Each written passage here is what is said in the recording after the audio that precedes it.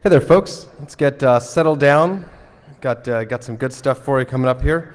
Just as a reminder, please make sure your phones are on silent so we're not too disruptive over here. Also, one quick note on the guidebook schedule. So I know that everybody here is using guidebook. Just wanted to point out that we had omitted previously the lightning talks coming up this evening. So we'd actually corrected that. So make sure that you refresh your guidebook and make sure you're going to stick around for lightning talks that are coming up after the in the 5 o'clock, 5:30 hour, or 5 to 5:30 hour. Okay, so I wanted to introduce Casey from CADA and David from MIT and Jeff from APNIC, and they are going to talk to us about measuring internet performance, internet metrics, a little bit of a history lesson, a little bit of current stuff that's going on here, and here they are. Thank you very much. So, it says 60 minutes. How about that? So Tony invited us to talk about what's happening in the research community.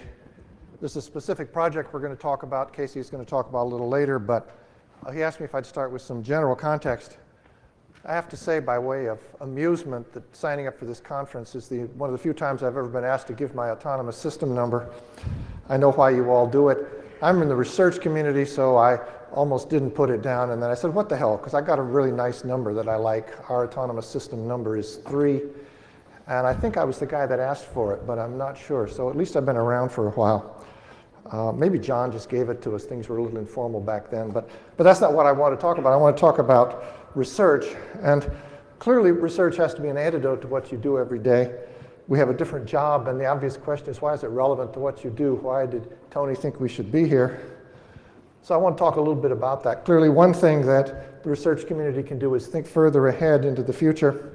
Sometimes in your operations, you can't think very far ahead, and so we can afford to do that. Sometimes, of course, when we think things happen further in the future than we wish. So here's a test.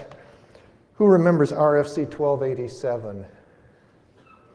Who remembers when it was published? Oh, are you all reading email? So RFC 1287 called for the creation of IPv6. And this December will be the 25th anniversary of the publication of that RFC. So I wasn't hoping IPv6 would be quite that far in the future. Unfortunately, that RFC had a little paragraph that said, you know, as a short-term effort, we might do this thing called a network address translation device, and that worked too well. Another role that the research community can play is to be deliberately contrarian. If everybody is looking at a certain idea, then the research community can go off and look at something else. What's not in the current fashion, a friend of mine in the automobile industry was talking to me about the history of fuel injection. People worked in the research labs on fuel injection for something like 20 years, but the carburetor guys were so good. You know, carburetor, if you're old enough to remember tuning a carburetor, it's sort of like the spaghetti code of cars. It's got little vacuum tubes that attach to vacuum tubes, but it worked so well that they could do anything, and that was the mature technology, and it was sort of like programming a router. You know, they knew how to do it. And so fuel injection got no traction at all until the fuel crisis of 1978, when there was simultaneously a requirement for better fuel efficiency and emission control. The carburetor guys stumbled, the fuel injection people took them, and at this point, you may still find a carburetor on an airplane engine. I don't know, the last place I saw a carburetor was on my snowblower. But it is boring to wait for 20 years for something bad to happen. And, well, that's our job. And I want to point out the possibility of something bad happening is, I'll come back to that in a little later. Third role for us is not to invent things, but to understand them. And of course, given the internet was something we built, so why do we have to study it to understand it? But clearly the scale, the magnitude, the complexity of this thing is, at this point, a problem for all of us. And that's what I'm going to focus on because it relates to the specific topic that Casey wants to talk about. So both of us measure things. Casey at CADA tends to do more topology. I tend to do more performance. But I want to point out that with respect to measurement, there's kind of a tension there, which is when the research community or any third party goes off and measures things, it's often the case that we're measuring something that you already know. And that begs the question, why are we doing it? Why is it important for us to measure things, and what happens if our method is wrong? Well, I want to talk about that first. Getting it right is really important, because wrong measurement doesn't just lead to people in the research community going off the rails. Although that does happen, it can lead other people to go off the rails as well. So I want to sort of just hint at a little story here. there's a program the FCC has done called Measuring Broadband America. Now, it's a perfectly good program, and we know that it's measuring all kinds of good stuff the consumer wants to know, but some of the motivation for the FCC to do that was a report that they read, which was not from the research community, which, due to a slight misunderstanding, asserted that most consumers were getting half of the rate that was advertised. And that was because the analysis methodology in that report wasn't right.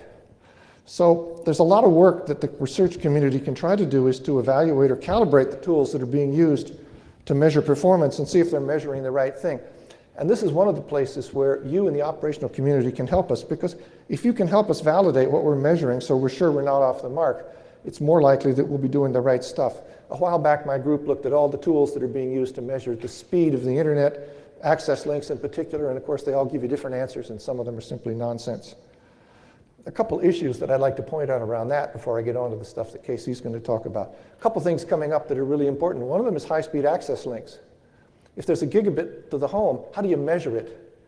Do you think the probe device can actually go a gigabit? What happens if it says 300 megabits because it tops out? Are consumers going to complain? There's a serious issue there about bringing very high-speed links to the home. And another issue that the FCC has just brought up with respect to access links is ISPs now have to report on loss rate. How do you measure loss rate? We've looked at what the Measuring Broadband America boxes do, and there are a bunch of tests in there that measure loss rate, and they're all giving you a different answer. So there's some serious issues there. So let me get back to my first point, which is why do we measure something that somebody else already knows? Well, of course, one answer is you know, but you won't tell us. A lot of the information is viewed as competitive advantage, it's proprietary, but other people do care about those numbers. An issue that's come up recently is whether interconnection links are congested. The parties who interconnect certainly know what the capacity of those links are. They can draw the little MRTG graphs. They sort of know what's going on. But that data is, in general, not disclosed. It's covered by non-disclosure agreements. The state of those links matters to a lot of other people. It matters to users. They may not understand the details, but they know when they're having an impaired experience. Certainly matters to providers of content, what the FCC calls edge providers, and thus it matters to regulators. Regulators look for evidence of market power. They look for market failure. And you might wish that there was a snooze button you could hit on the regulator, but sorry, it's not going to happen. So the question is, how do they get the right information so that they don't do something totally stupid? And there have been some misunderstandings around congestion of interconnection links. So another reason to do third-party measurement is you may have a lot of knowledge, but only knowledge in parts. You know your part of the network, he knows his part of the network, that guy knows about content delivery, that guy knows that the client is misbehaving. And a lot of sharing can help, but sharing is tricky. A focus that we've been looking at in the research community recently is trying to understand quality of experience, which is the subjective measure of whether the user is unhappy. And the internet's really robust. We see a lot of situations today where something's broken, but the consequence is not that the user simply dies. It's a performance problem. He has a bad day. And what happens? We would love there to be a virtuous cycle where a better experience leads to more user participation, and that leads to better opportunities for monetization. But instead of a virtuous cycle today, I would say what we have is a cycle of blame, which is when something bad happens, the consumer calls somebody at random and yells at them, and then they call somebody else, and nobody knows what's really wrong. So one conclusion here about measurement is that it can benefit when it is done cooperatively. You know some things, you know some things. And what I want to ask is, can we find a way to take the bits that different actors know and combine them to get an overall picture of what's happening and what might be wrong in the internet? There are a lot of actors in that space. The application people know what's happening. A lot of instrumentation in browsers and client-side software. The end devices are instrumented. The network is instrumented, but in parts. So there's a challenge the research community is going to bring up, which is how can we encourage cooperation? Now, I would say today the most common mode with respect to measurement, it is the politely adversarial. Because there's always a risk that something somebody measures will be adverse to somebody's interest. And so better not to measure it, better not to talk about it, better not to cooperate. If you don't cooperate, then it's easier after the fact to denounce the data and say, well, that must be wrong. Those people are confused. They don't know what's going on. And of course, refusal to cooperate and calibrate is perhaps what led to the situation where the FCC was confused about whether or not ISPs were actually delivering what was advertised. So let me mention another group that cares about measurement, and that's people who care about critical infrastructure, concerns about security, concerns about resilience. I have to say, again, in this space, I've seen some silly papers about the resilience of the internet, the assumption there's some critical node in the middle of the internet, which, if it fails, causes the entire internet to fall apart. That was based on a false assumption about how the internet actually worked. It was based on bad data. And this is an area where the operational community can make a choice. You can ignore these people, or you can actually try to make it easier for them to learn what's really going on. I am concerned that failure to attend to this is going to lead to what you might call misguided regulatory attention. And of course, the internet grew up in an era where there wasn't any regulation. It's not going to be that way in the future. And however much you wish people would leave you along, it is so important today that various people are going to come in and say, I want to be able to have some say in how this works. And the only question is, do they actually know what's happening, or do they make assumptions that are false and potentially go off in a wrong direction? This is another area where the research community waits for a bad thing to happen. The policy community has a phrase. It's called a policy window. And the idea of a policy window is it's when something so bad happens that Washington actually turns its attention to this particular issue for 5 minutes and says, oh, we have to pass a law now to make this right. And then they do something completely ill-judged and flamboyant before their attention turns to something else. So there's another community that sits and waits for a bad thing to happen. That's policy advocates. And, well, again, it can be lonely waiting for the bad event, and we know it doesn't happen. But I think the research community has a duty, and I think it's useful for you people to help the research community in this duty, which is to help understand how the internet actually works, so that if something bad happens, like a massive collapse of the internet someday, and you may say, oh, that'll never happen. Well, okay, we can talk about that. But were it to happen, it would be nice if there were people in Washington who actually knew how it worked so that they could keep something completely stupid from happening. So the specific project that we're going to talk about, and I'm going to hand this off to Casey now, is, among other things, what I view as a teaching moment for the Federal Communications Commission. It's to help them understand how the internet's actually interconnected and to deflect actions they might take which might otherwise be based on a lack of understanding. So that's sort of my general why as a person from the research community here, but I want to turn this over to Casey because she has a lot to say.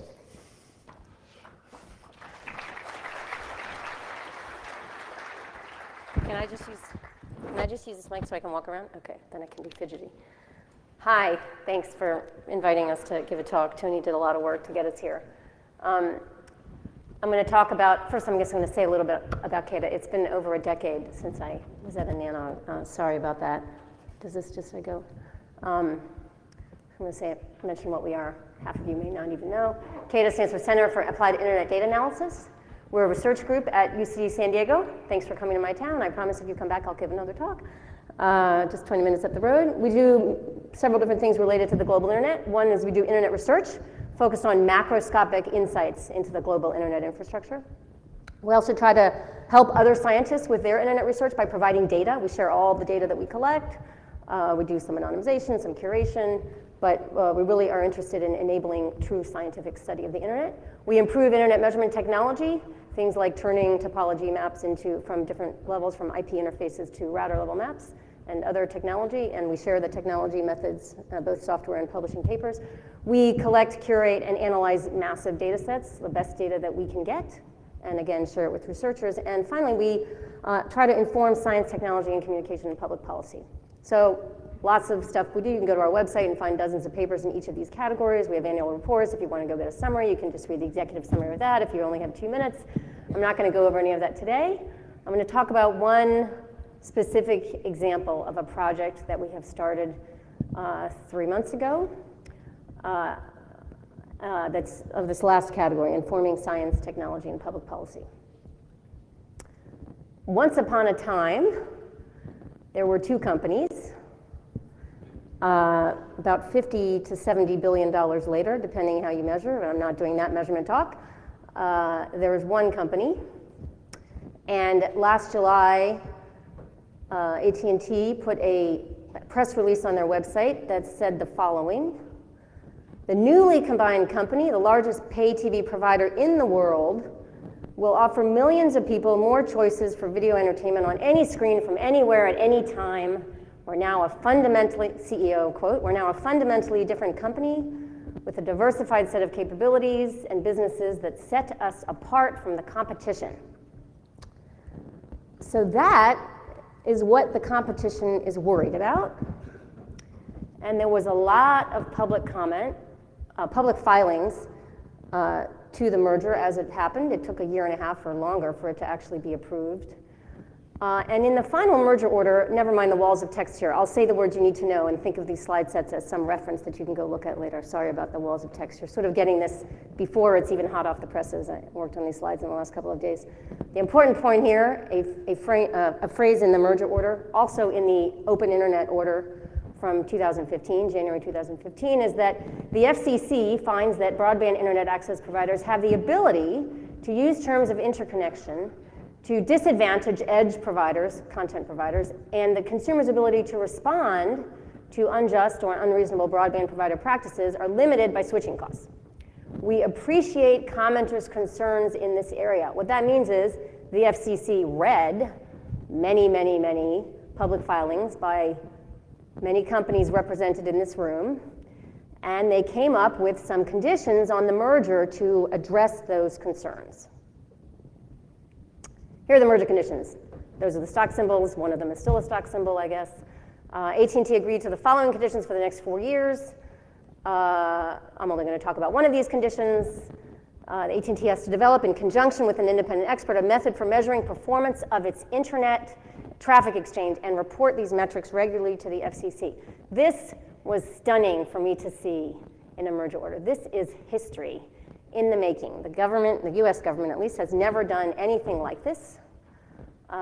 So pay attention. What are the measurement conditions? The company must report. So a bunch of legal stuff. It's a 250-page document. I don't encourage you to go read it. There's a page and a half or so that an internet measurement we need would appreciate. You can actually understand the language. The company must report, yada, yada, yada, the following performance characteristics of traffic exchange at internet interconnection points located in the United States, unless the volume is so little that we shouldn't worry about it. And that threshold will be determined by the independent measurement expert. And the three things that will be gathered are latency, probability distribution of latency, so not just some average summary statistic, but actually latency points, packet loss, and utilization. And then the way this goes is that this independent measurement expert will define a method for AT&T to use to do the measurements and report the data to the FCC. And there's some criteria that the measurements have to have. So this is actually fairly narrowly constrained by the FCC. It's not go off and do this open-ended research project. So the measurements must include location and capacity of interconnection points. Again, above some, they call it de minimis threshold, so above some threshold of traffic levels that should matter to the FCC. Latency, packet loss, peak usage must be identified, and then a process, and this is the most interesting condition in here from the perspective of you guys, a process for waiving disclosure of the metric at points of interconnection where the interconnecting party declines to participate. So this means that the FCC fully expected that the method, or some of the methods, would involve cooperation from the interconnection partner, because we had to have an out in case the partner didn't cooperate. And that's the main reason we're here today. So who got picked? We got picked, yay! We got picked at October 1, or was announced October 1. The contract was in place November 1 between AT&T and the University of California, San Diego. And we are subcontracting with Dave Clark, who's helping us out, and somebody that works at Dave Clark, Steve Bauer, who's unfortunately not here. So the contract was in place by November 1. And let me just remind you, this text was on an earlier slide. Hopefully you didn't read it then. You don't need to read it now, except for the first 4 words of it, which is we had to do this in 60 days. And we had to do this in those 60 days. So if you happen to run into my family, please thank them for their service to the public, because this was brutal. It was brutal for all of our families. 4 of us worked on this. I had a researcher on Motum Dairy that worked on it as well. So we did submit a method to the AT&T. In fact, we talked to AT&T quite a bit. We visited AT&T, we talked to the engineers, and then we had phone calls with them, and we talked to the FCC a couple times. And I think we made both sides unhappy about certain things, so I felt like we were doing our job. It's public. It's been filed. It's been filed by AT&T. It was filed on 31st December 2015. You don't see legal documents dated with that date very often. But it is not approved yet by the FCC. So this document will change. I'm not encouraging you to go read this document yet. I don't think it will change greatly. I don't think it will change in spirit, but we are still discussing some aspects of it. So some other document will get filed, or maybe 1 or 2 documents will get filed. But this is available, so I'm going to talk about what we suggested, because I want you guys to know. But first, I'm going to give you 3 points before I even go into this method that we suggested, or set of methods. First, why did we do this?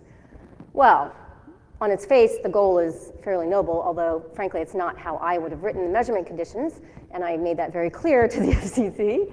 But it's a reasonable place to start, for sure. The goal is to rigorously demonstrate, using quantitative measurement, that the performance of AT&T's interconnections with partners are not a source of performance impairment for consumers. It's really only focused on the points of interconnection. Why? Because that's what was emphasized in the public filings. However, we also considered that there's a bigger picture here. 2015, Open Internet Order, still in play in the courts, explicitly asserts the authority of the FCC to regulate interconnection at some future date, maybe. Also, the Open Internet Order did today regulate the requirement to measure loss on access links. So the same sort of thing that David mentioned the Measure of Audio in America has been doing, but they haven't been using the loss data that's been collected there they haven't really been analyzing that formally. So they're going to start analyzing that formally. And to summarize very briefly a long conversation, there is not consensus on how that loss measurement should occur. That is still up in the air. So we consider this an opportunity to help the FCC get the best available data on this particular aspect of the internet ecosystem, and in particular to understand how rich and complex is the problem. And we also thought we'd learn some stuff too, as we did. Second, this is not typical academic research. As I mentioned before, we do not do the measurement ourselves. In fact, we don't even get to iterate on the measurement before we publish this method, before we provide this method to AT&T. So we had to do some degree of what David calls ex ante precision.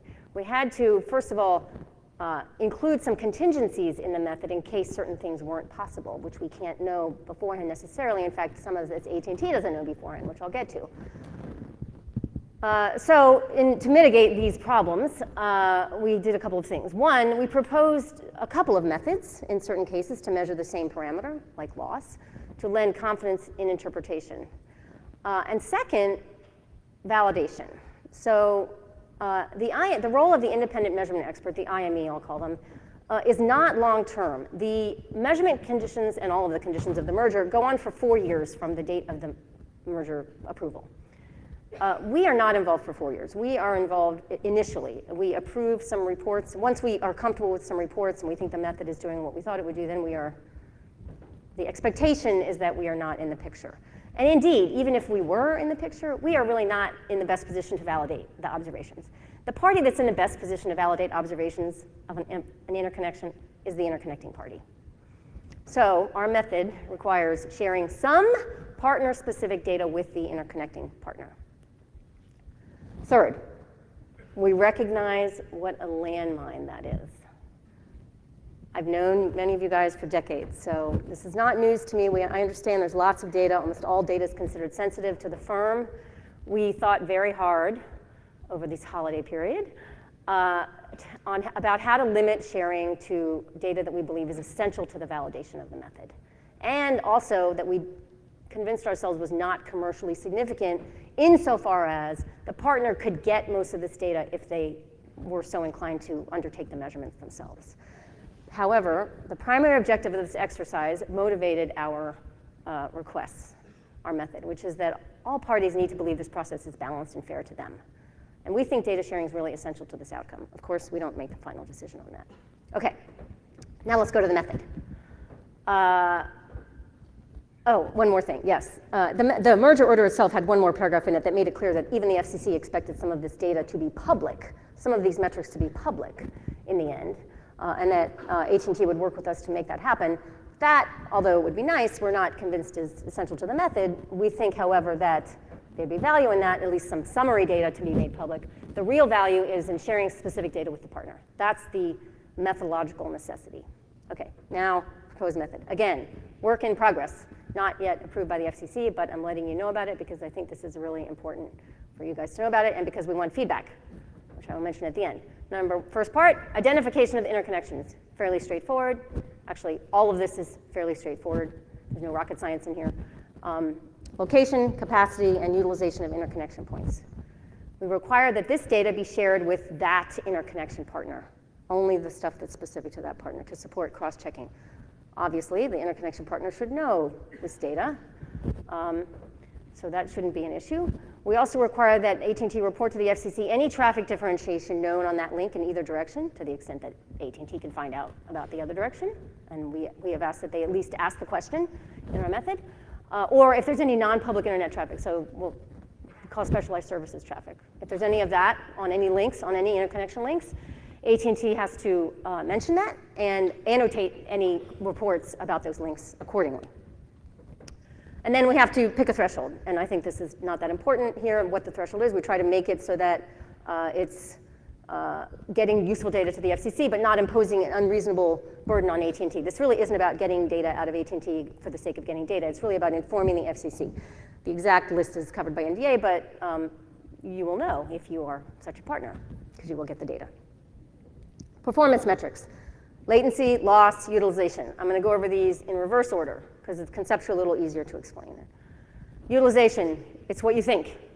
It's number of bytes coming in and out of the router, using the router counters, divided by the capacity in each direction. Nothing surprising there.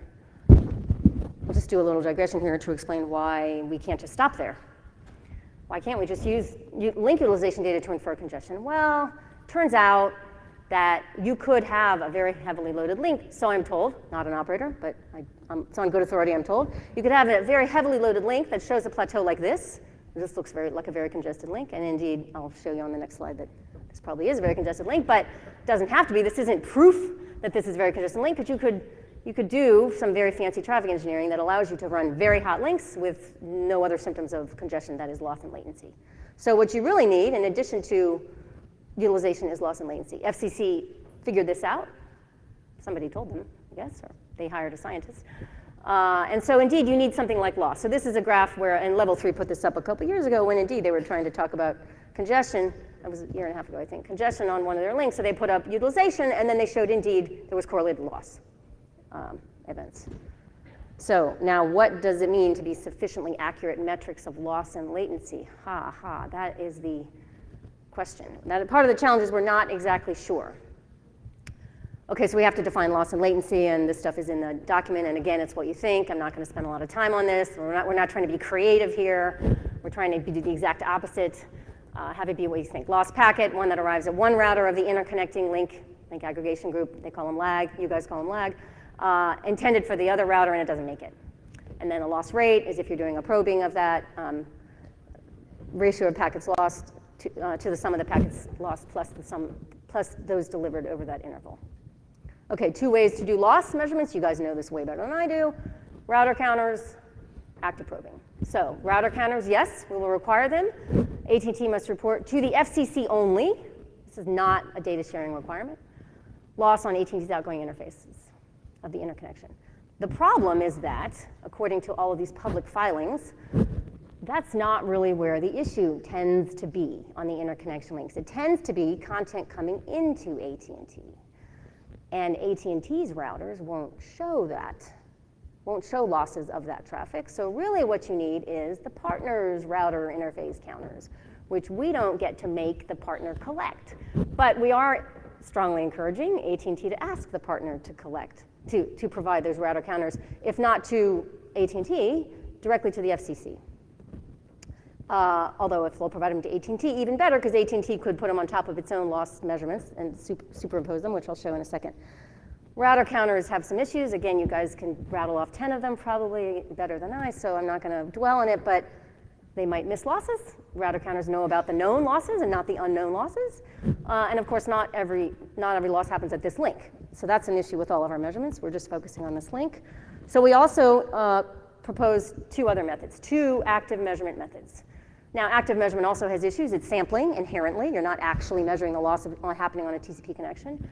And the relative accuracy of passive router counter measurements of loss versus active measurements of loss is not There's not consensus on that in the scientific community. Let me just say that. Maybe the operators have some consensus we're not aware of. So we propose two active methods for measuring loss. One, that's a really good method, accurate method, better method, I should say, that requires cooperation of the interconnecting partner, and an inferior fallback method if cooperation can't happen. Definition of latency really quickly, because the same active measurement mechanism protocol applies to latency as applies to loss. Round-trip latency is the time required to go from a source router to the destination and back, and one-way latency is possible with some of these protocols if the interconnecting partner is willing to configure it that way. And then, as I mentioned earlier, the FCC doesn't just want latency summary statistics, they really want a full probability distribution. So you guys, again, know the default method to measure other people's networks, strangers' networks, is ICMP probing. And there's tons of problems with ICMP probing. Routers may not respond. Routers respond with highly variable delay. Some routers treat probe packets differently. You can probe past the router to mitigate some of these issues if you want to do a bunch of topology discovery and maintaining state of where exactly you should probe beyond the router. And of course, then your return route may be asymmetric. So basically, this is for people who don't have a better way to do loss measurement, loss or latency measurement. Fortunately, the IETF has developed something much better than ICMP for doing active measurement. The problem is it requires cooperation from both endpoints of the measurements. So I know that there are many ISPs that do this sort of measurement internally to their networks, but I'm not aware of anybody who does it across an interconnection with another network.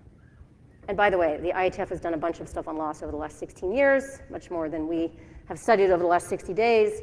But none of this stuff is about interconnection. It's all about just theoretical loss measurements and measuring on a single network.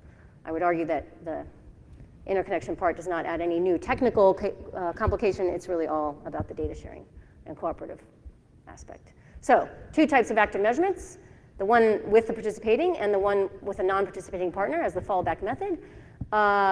We have asked that AT&T execute and report on both methods initially, because as I said, not only don't we know the relative accuracy of the passive router counter versus the active measurement, we don't really even know the relative accuracy of, and when I say we, I mean collectively, although feel free to instruct me, of the TWAMP or the protocol that's designed for active measurement between routers versus the ICMP stuff. So we are hoping to at least see some data from both methods initially, and then maybe drop one method if it's not necessary, because we're not really interested in just imposing a bunch of reporting obligations that are superfluous.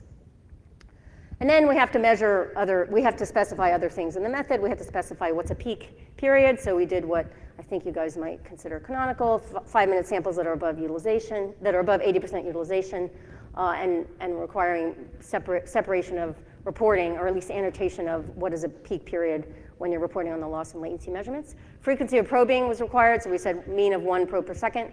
Poisson if possible, RFC 7680 talks all about it. If that's not possible or not feasible, then 1 probe per second, just to make it a mean of that. And then utilization 5-minute intervals across the month, at least until we see a report that makes us think that's not the right thing to do. The process for waiving disclosure of measurements that require cooperation, because we had to include this. We had to say what happens if the cooperation is not obtained, because we think the cooperation is so essential to making this a useful exercise. We have required that if AT&T does not obtain cooperation, they will submit a written explanation to the FCC of what happened. And the partner, of course, is free to submit a written explanation to the FCC. And then only if the FCC confirms that this outcome is reasonable, then we can revert to the fallback method and not have to do the more accurate method. By the way, the FCC, as I said, has not signed off on this yet. I don't think the FCC expected to be dragged into this, but as I said, data sharing is not something we can require ourselves. Measurement endpoints. So there is a possibility that doing this from the router is not the right thing for some metric of right, in which case AT&T can propose some other method that's near the router and argue that it's good enough. And that's totally within scope. It's just that we need to understand what that is, and we're not in the network, so we're not in a position to specify that in advance. So that's on the table. Limitations. Could see no losses and there still be a problem on the link. Could see no losses, not really elevated latency. Could be that the endpoints are doing really good rate adaptation. So could still be bottlenecks there. Not going to get it with this kind of measurement. Not going to get it in the constraints of the framework provided by the FCC. Fine. We're only measuring interconnection links, not the entire path. Obviously, if something bad is going to happen, it might not happen at the interconnection links, not within the constraints provided by the FCC. And third, all measurement methods have possible inaccuracies, especially the method that we call the inferior fallback method. Okay, second to last slide. These are the reporting requirements. So all of these details are in the report or in the document, but I've really gone over most of these. Specific parameters are in here. So interconnection location, capacities, packet and byte counts, some percentiles and statistics of them, as well as time series plots of the utilization, as I mentioned earlier, 5-minute granularity. Loss rate, 3 different ways of measuring loss rate, and also plotting to allow comparison with the utilization data. Probability distribution of latency using TWAMP, which is this active measurement protocol the IETF developed specifically for this purpose, although not specifically for interconnection links. Separating peak, off-peak, and overall traffic in both directions if possible. We are requiring that the AT&T provide graphs, a spreadsheet, as well as digital versions of the data to the FCC. That went faster than I thought. Did I talk too fast? Okay, why did we come here? So maybe you guys figured that out already, but I really think you need to know this is going on. I don't want to do this behind your guys' back. I've known you, many of you for way too long. And we want your feedback. So, you know, we're pretty near the end, I think, of the negotiations of this, although not totally at the end. If somebody finds something that is egregiously wrong here, we really want to know about it as soon as possible. But secondly, I don't think this is the last time this is going to come up. So I'd like to get this right for you as well as everybody else. And so part of that is really convincing you of the need for cooperation to make this exercise not a waste of time. Thank you very much.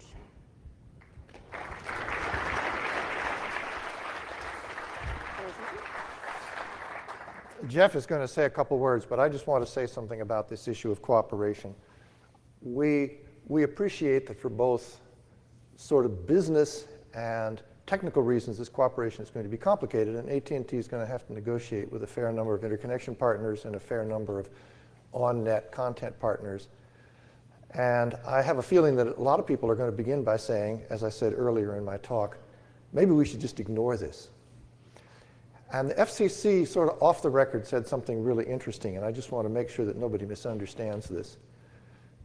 People who think in the future they would like to come and complain to the FCC better cooperate.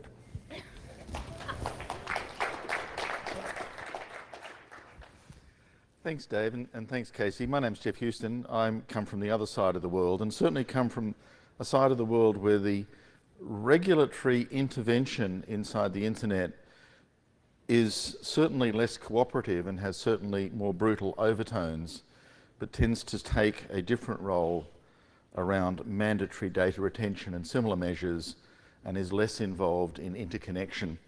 The one foray that was actually made not by the telecommunications regulator, but by the consumer and competition regulator, looking at interconnection as a consumer issue. Which kind of leads me to my first sort of observation here, and perhaps a question, because I think it's an interesting issue, that the FCC has focused quite narrowly on a single collection of components of a dramatically complex system. These interconnection links between this provider and other providers, let's measure precisely those links. And there seems to be an inference being made here that somehow the health or metrics of those links has some kind of bearing on the end user experience. Will my Netflix still work? And I kind of am posing the question here, does component measurement really relate to user experience? That what we've seen in these large systems, that sometimes every component is fine, but the user doesn't experience what we would have expected. And bizarrely, thank you God, sometimes the components look really, really weird, but the users aren't phoning us. The users go, look, the experience is fine. And you sort of go, wow, didn't expect that. So to what extent do you feel that this kind of measurement regime, narrowly focused on a certain set of components of a complex system, has some beneficial bearing on, if you will, the end user experience, where the customer is actually coming from and doing something. Do you want to respond to each of these in turn? Let's respond each in Sure. turn, if you will. So if you look at the trajectory of the FCC, they started by assuming that the problem was at the access link. And they did the Measuring Broadband America program, as I said, perhaps in part because they'd been guided to the assumption that the links were not providing what was advertised. And that didn't turn out to be an area of serious concern. In many cases, they were getting more than was advertised. They believe that they have, assuming that this Title II regime holds, imposed some constraints that mean that if the ISPs are messing around inside their network, they'd be subjected to severe penalties. So they could be just generally under provision, but they're not going to. Who said that? And so they were guided to the interconnection links by the commenters on this merger order. Now, I have to say, I am not a fan of regulation by merger agreement in general. That's something we could talk about over a beer, but that seems to be the way we're doing it today. And what the FCC said is the next place we have a concern is the interconnection link. We're not regulating it now, but we have asserted authority to regulate it, so we need to know more about it. So I think in some sense they're moving out. And they're moving into areas where they have some authority. Right now they don't have any authority to go to somebody like Netflix and say, by the way, are you running your servers hot enough that at peak time you have to back off because your servers don't have enough capacity? They might be curious to know the answer, but they have absolutely no authority to ask. But the more general question you asked relates to what I said earlier in my talk, which is I would really like to start a larger activity, and in fact later this week at a workshop at CADA that we are running, we're going to try to get the research community together to talk about how we can combine different component measures in such a way that they actually lead to some insight about quality of experience. And again, it would be best done as a cooperative activity. If you're Mr. Netflix or you're Mr. YouTube, you know a lot about what happens at the client side and the server side, or Mr. Skype, right? But so far my attempt to ask Mr. Skype if they'll give me any data leads to, well, why would, no, so, all this stuff is bottled up in a way that doesn't let us ask the question between the component parts and the overall experience. I think it's really important we go there. Okay. Let me sort of push this a little bit further, but not from the consumer viewpoint, but let's get down a little bit lower into technology. There's sort of two things that struck me here, and what struck me was that this seemed to be telephone thinking, that there's this link and there are these constant demand things being pushed across it, let's call them Erlangs, and that there's this fixed capacity, and there's this sort of notion of a good link and a bad link. In an end-to-end system, such as we seem to be blessed with, and in a world that now takes TCP as one of the armaments in a protocol war, where my TCP is better than your TCP, mine's more aggressive, mine pushes the infrastructure harder than yours. To what extent is an isolated measurement of one artifact, a link, subject to the vagaries of this streaming provider's different TCP algorithms, fast, versus that, some modified cubic, versus some other system? Is this kind of passive measurement of the link independent of the nature, the dynamic nature of the demands being pushed across it by the protocols, really going to be informative about quality? How do we react to active end architectures trying to bias the middle, and you're just measuring one part of the middle? My turn again?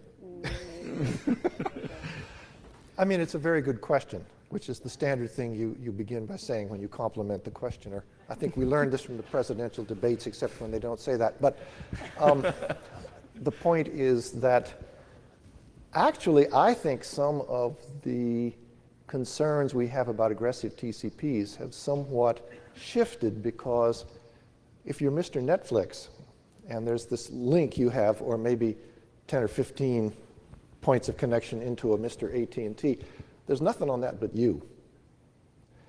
And it's only when you're coming in over a peering partner and you've got, Mr. Netflix and Mr. Google and Mr. so forth, all dumping the stuff in that you begin to contend there. But as we move more and more traffic to these direct interconnects, the character of that link is more and more going to be determined by the behavior of that particular content provider.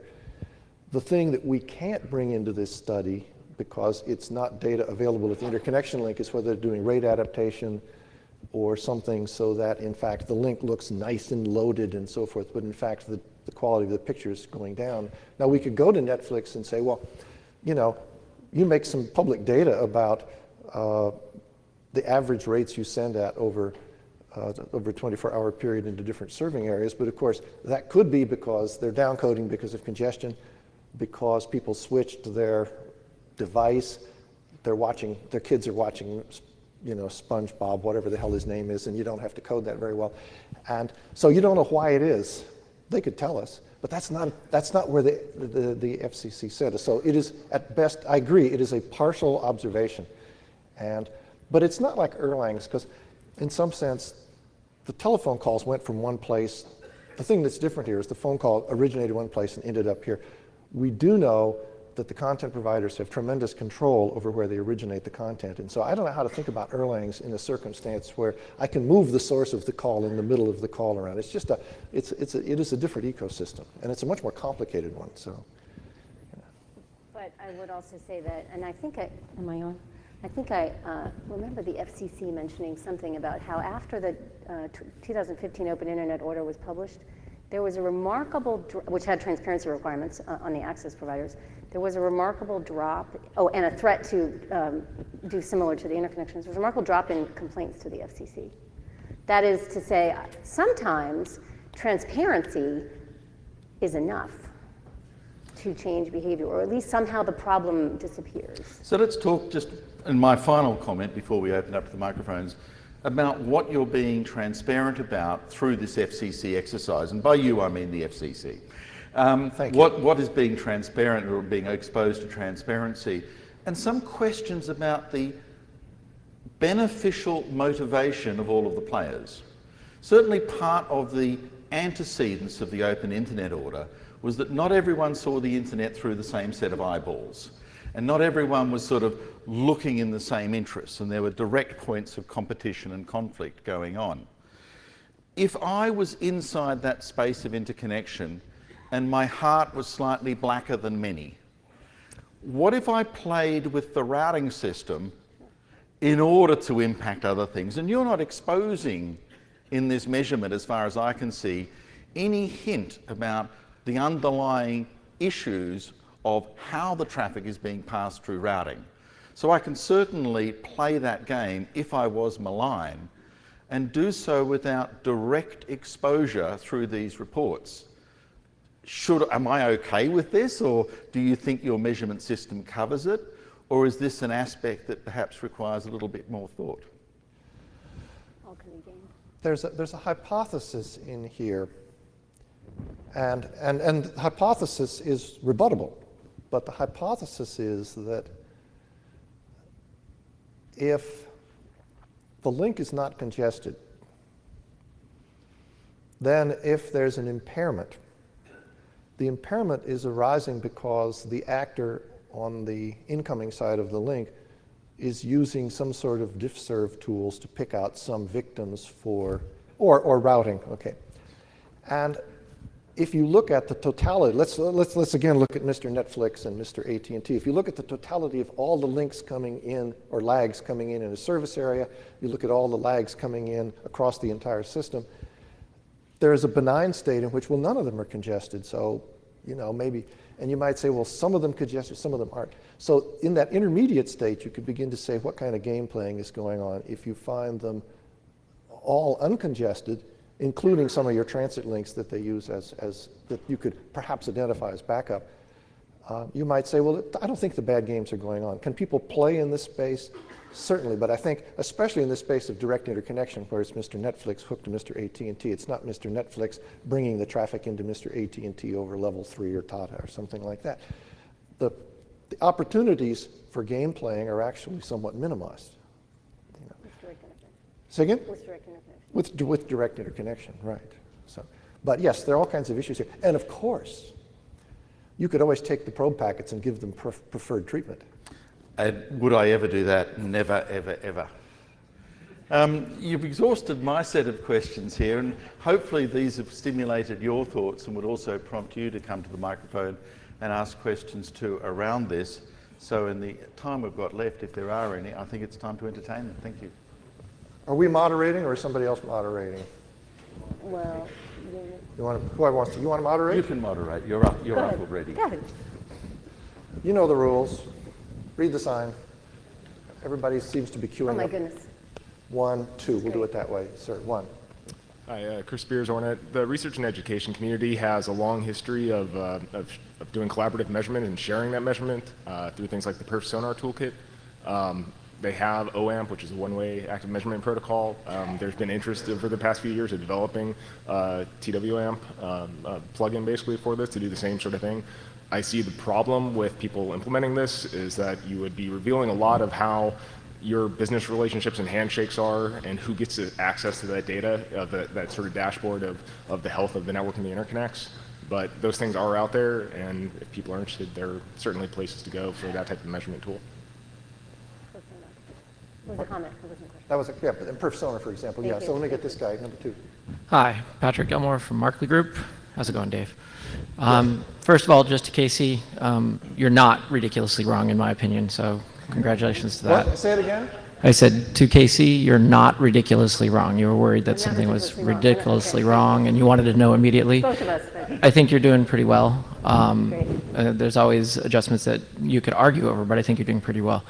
To Jeff, and actually to Dave even, the question about things like, well, we're measuring this one thing in the middle and it's an end-to-end system is actually not the point. It's not the FCC's job to make sure Netflix works.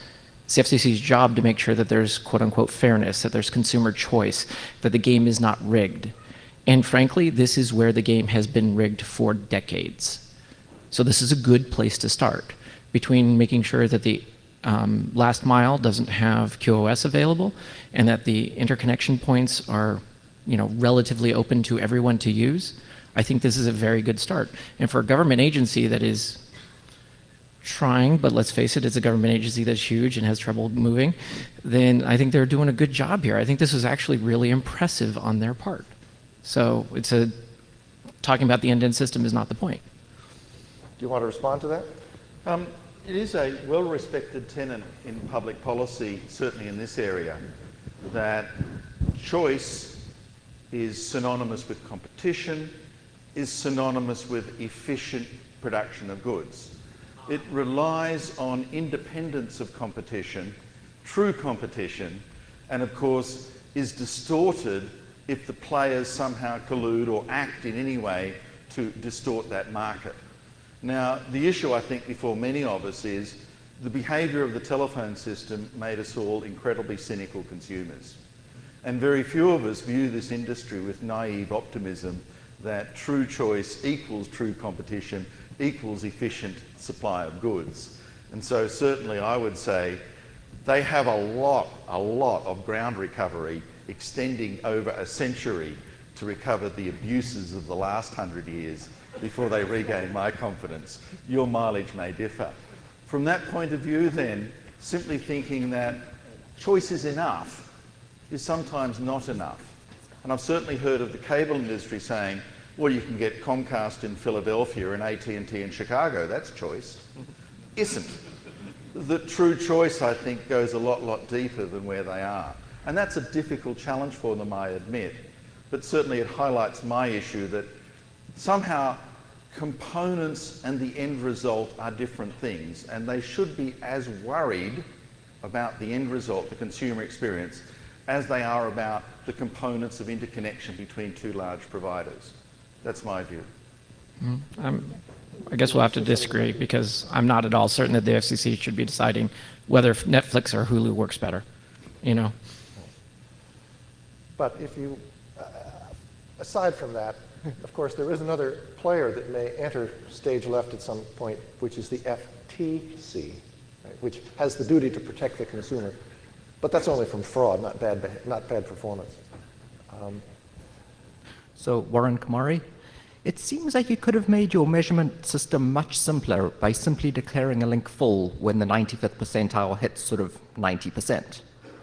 Yes, you had a pretty picture that shows a link that could be full because of traffic engineering, but in general, if it's full, it's full.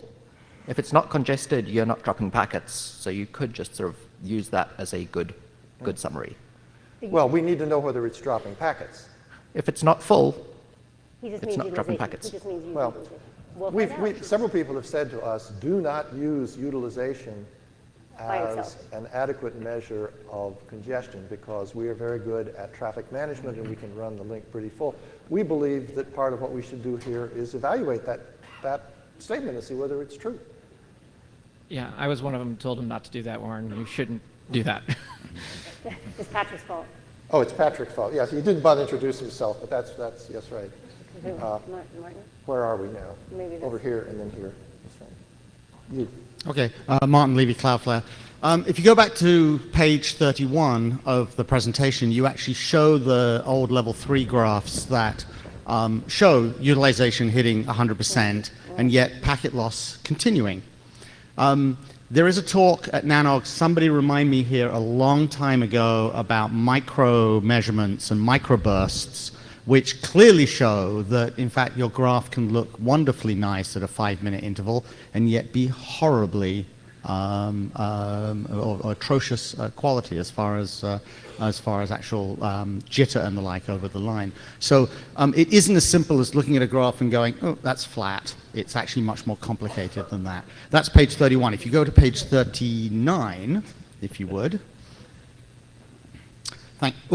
Go 38 then. I misjudged. I noticed that there's a gentleman from AT&T on the... You got that too. Yeah, Yes. I just noticed that. Thank you. Yes, AT&T. Great guy from AT&T Research Labs. Great guy. Yeah, Jay Hennigan with Impulse. My question was regarding this FCC document stated many, many times, used the phrase interconnection partner or interconnected partner. I'm wondering if you could, if they defined it or if you could specify specifically who is and who is not an interconnected partner for terms of this ruling. As it's defined in the document, it is either what I believe they called a traditional peering partner or a on-net only customer, which is to say if you're a transit customer of AT&T, you're not included in this by definition.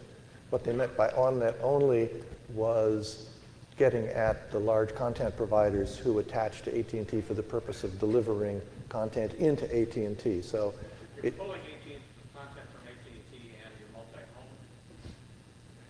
If you connect to AT&T and the arrangements you have with them is that the traffic is what used to be called paid peering or partial. If you're delivering traffic into AT&T and your arrangement is such that it is for AT&T and its customers, whether or not it's traditional peering or AT&T views you as a customer, you are potentially within this set. And then there's this de minimis standard. But if you are a transit customer, you're not included by definition. I think we have one more. Yeah.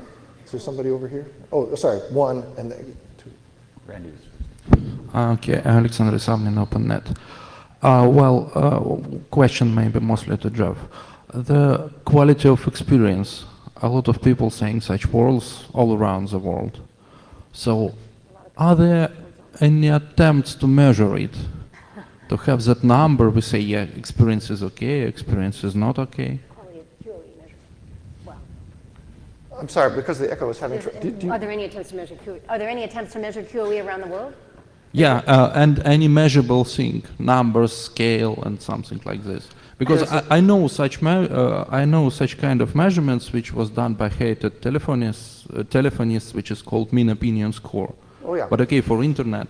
There's actually a lot of the work on the subjective aspect of measuring quality of experience has been done in Europe. There's a recent book released by Springer called Advanced Topics in Quality of Experience, something and something. It's 430 pages. It talks about how to measure quality of experience for all known applications. It talks about the relationship between the subjective measures and hypothetical empirics that you can use. It talks about quality of experience and all kinds of things like smell and haptics. I mean, it's it's an absolutely serious review of the state of the literature. But unusable. What? But unusable. Is it usable? Yes. I read the whole book.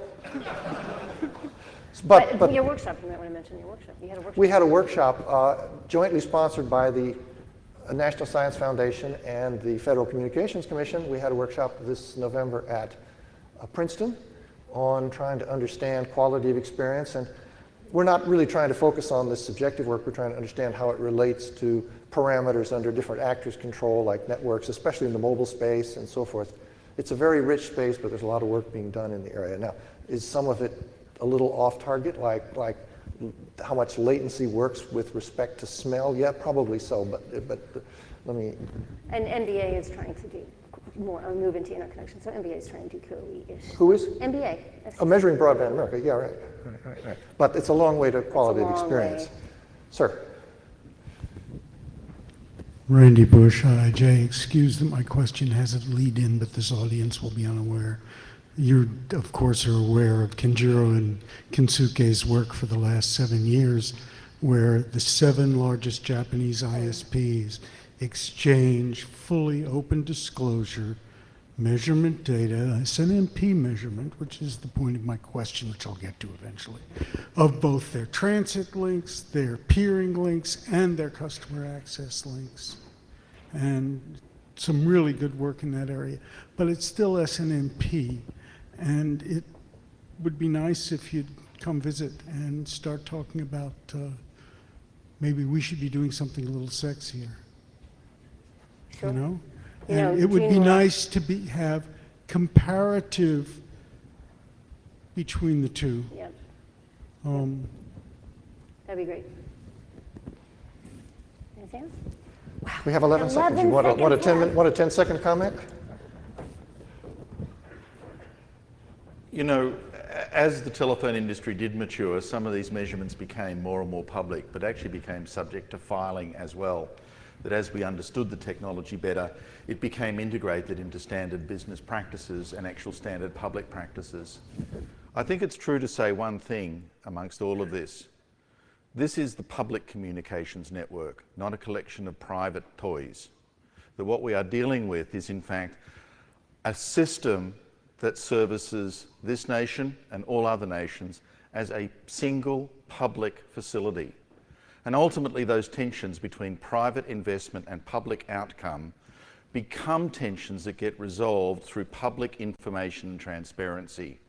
I think this is probably the first step in quite a long journey that as we mature, we will get used to the fact that what is really commercial in confidence becomes smaller and smaller, and what actually becomes part of conventional disclosure, because this is a service to all of us in our common public interest, becomes more the norm.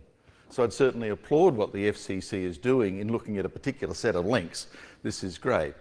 But we should be looking broader, and perhaps as our Japanese colleagues are doing, thinking about where this goes from here and why.